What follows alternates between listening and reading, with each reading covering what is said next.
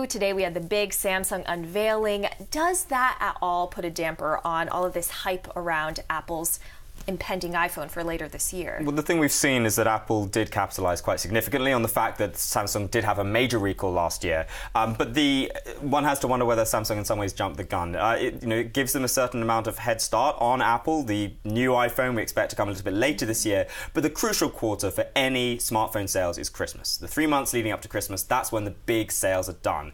And Apple usually releases the product just ahead of that quarter. So, it's hard to make any particular judgment on the relative strength of either phone until we've got both out there in the market. Right. And I want to get your thoughts on this chart. If we just take a look into my Bloomberg terminal, we can see that Apple has had some slowing iPhone sales growth, but if we see in that most recent quarter, there's been a bit of an uptick. I mean, what do you attribute that to? Well, it was interesting in the last quarter of Apple sales that the growth which they experienced, they attributed to new customers. So not returning customers upgrading the iPhones they already have or swapping their old iPhones for new iPhones, but rather attracting customers from competitors like Samsung, for example. So that gave a lot of analysts positive food for thought. They kind of sat there and thought, well, if Apple releases a phone which isn't significantly better than the previous one and people still decide to switch to it, then the strength of the brand is holding up.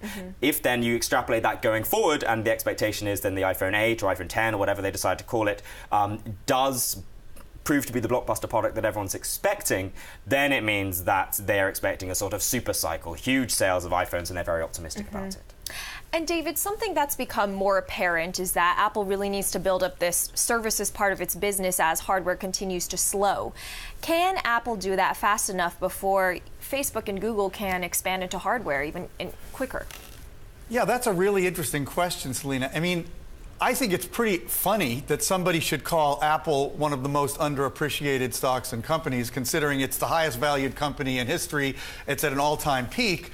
On the other hand, there is a certain logic to that, and both of those analysts you mentioned are very smart guys who've been around a long time. Apple's PE is way lower than Facebook or Google or Amazon, but that's because it's historically been a hardware company. So, hardware is, high margin, but, it's just not the same kind of growth business that software is by definition. You can't just make more with no cost.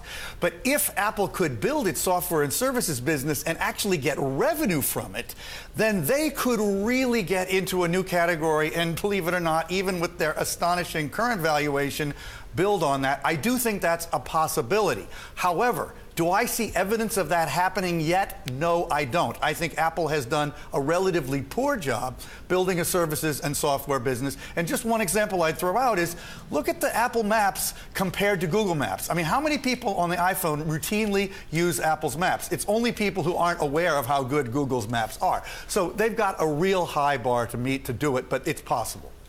I mean, what do you make of that? You recently had this great podcast about how they're really beefing up this app ecosystem they have. I mean, what are they really doing to make this better, the software services part? I mean, David makes the killer point. Amazon trades at close to 180 times its earnings, right? And Apple trades at closer to 16. That's a massive, massive delta for them to fill.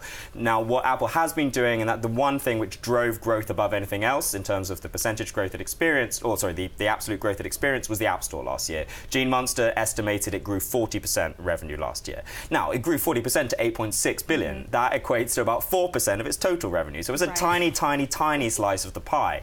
But as David just said, it's very, very high margin. They're suddenly waking up to the fact they have got to give developers what they want if they're going to convince them to build apps which not only are compelling but drive returning revenue. And that's why they have the new business model which gives more subscription revenue to developers.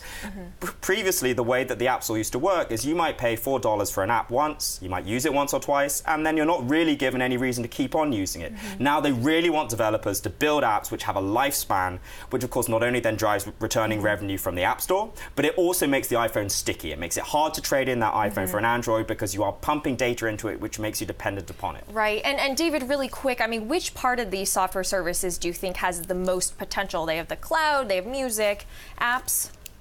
In a way, it's the cloud. I mean, the real holy grail is annuity businesses. So if you can get people to pay you a subscription for something, and of course music is subscription, and music is essentially a cloud service, those are the kinds of things you want to go toward. Anybody who can get that right has basically the ability to print money. And Apple, unfortunately, has not proven they can do it. I don't rule it out, like I said before.